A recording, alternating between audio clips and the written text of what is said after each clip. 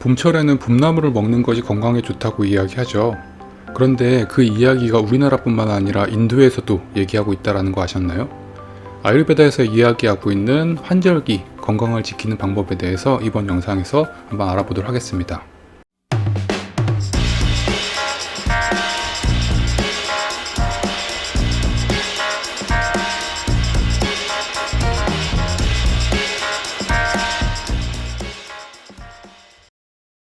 안녕하세요. 건강한 이야기 아유르베다 스토리입니다. 꽃이 피고서 이제 봄이 왔습니다. 이제 봄이 오면서 여러분들께서는 비염이나 감기 또는 소화력이 떨어진다던가 나른한 증상들을 쉽게 느끼신 분들이 많을 텐데요. 아유르베다에서는 이 시기 동안에 어떻게 건강을 잘 관리하는지에 대해서 설명하고 있는데요. 이번 영상에서는 봄이 오는 동안의 건강법을 한번 알아보고서요. 그리고 봄나물이 왜 봄 건강에 좋은지에 대해서 말씀을 드리도록 하겠습니다. 아유르베다는 이전에도 말씀드린 것처럼 자연을 관찰하고 거기서 얻은 원리를 치료에 사용하는 학문이라고 말씀드렸습니다. 그러면 한번 저희 겨울에서 봄으로 오는 동안에 자연이 어떻게 모습을 바뀌는지 한번 먼저 체크를 해보면은, 봄이 되면서 날이 따뜻해지잖아요. 그러면은 겨울 동안 얼었던 얼음들이 녹기 시작합니다. 그로 인해 얼었던 토지가 녹으면서 토지는 점점 습기를 가득 머금게 됩니다. 자연에서 그러한 변화가 생기는 것처럼 인간도 역시나 같은 리듬의 모습을 보이게 되는데요. 아유르베다에서는 이 차고 습한 성질이 증가했을 때 여러 가지 증상들이 일어난다고 얘기하는데요. 그 대표적인 질환으로는 비염이나 감기, 그리고 나른한 증상, 그리고 소화불량 등이 있습니다. 한번 생각해 보세요. 비염이나 감기 같은 경우에는 증상에서 콧물이 나거나 뭔가 끈적끈적한 것들이 나오잖아요.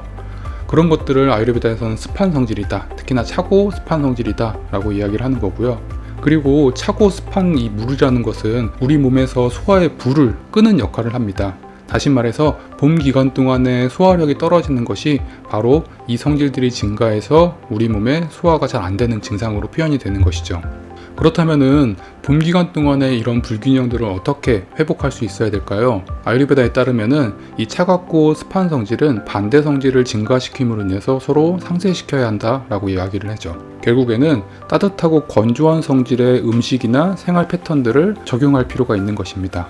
그 첫 번째 방법으로는 바로 생야채를 많이 먹는 것입니다. 아유르베다에서는 여러 가지 맛들 중에서 쓰고 떫은 맛의 음식이 습기를 빨아들인다 라고 이야기를 해요. 한번 생각해 보시면은 떫은 맛의 감을 먹을 때 어떠신가요? 입안이 갑자기 바짝바짝 마르는 느낌이 드시죠? 이렇듯 아유르베다에서는 이 쓰고 떫은 맛이 습기를 빨아들인다 라고 이야기를 하는데요. 어떠신가요? 이 맛을 가지고 있는 봄의 음식들 뭐가 있죠? 맞습니다. 바로 봄나물들이 대표적으로 씁쓸한 맛들을 가지고 있는 것들이 대부분인 것이죠. 우리나라 선조들은 봄에 나는 것을 먹는 것이 바로 약이다 라는 표현도 하는데요.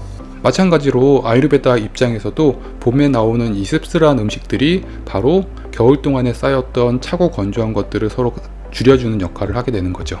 한 가지 팁을 드리면은, 나물을 드실 때에는 기름에 볶는 것보다는 살짝 데쳐서 무침으로 드시는 것이 좋습니다.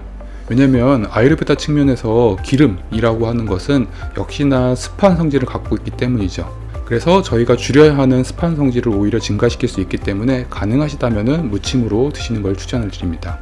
환절기 봄철에 따라야 하는 아유르베다의 두 번째 건강법은 바로 식사를 좀 줄이는 방법입니다. 혹시 지난 시간 영상 중에서 건강한 식사법에 대한 내용 기억하시나요? 그 중에 핵심이 바로 배고프지 않으면 먹지 마세요 였어요. 그렇다면 아유르베다적인 측면에서 봄철에 소화력이 줄어든 상태라고 한다면 굳이 음식을 많이 드실 필요가 없는 거죠. 실제로 아유르베다 경전에서는 봄철에는 짧게라도 단식을 하세요 라고 되어 있습니다. 그 원리를 설명드리면은 바로 소화력 때문인데요. 실제로 낮은 소화력 상태에서 음식을 많이 먹게 되면은 오히려 소화력이 더 줄어드는 효과가 나타납니다.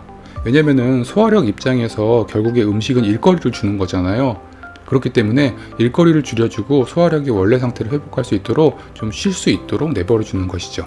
그것이 바로 단식이 가지고 있는 가장 기본적인 개념인데요.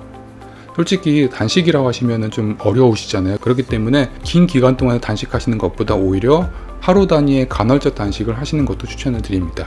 만약에 내가 간헐적 단식도 너무 어렵다라고 하시면은 차라리 식사량을 평소보다 한 3분의 2 정도 줄이시는 것을 권장을 드리고요. 이렇게 줄여서 식사하는 것을 계속 하실 필요는 없으시고요. 한 일주일에서 보름 정도 계절이 확 바뀌는 그 기간 동안만 하신다고 하면은 훨씬 더 우리 몸의 균형을 회복하는 데 도움이 되실 겁니다. 정리하면 이렇습니다. 아유르베다에서 봄 기간 동안에는 가장 문제가 되는 것이 바로 차갑고 습한 성질이에요. 겨울 동안에 쌓였던 이 성질들이 눈이 녹아서 흐르듯이 우리 몸에서 녹아서 흐르기 시작하면 질병이 일어나게 되는데요.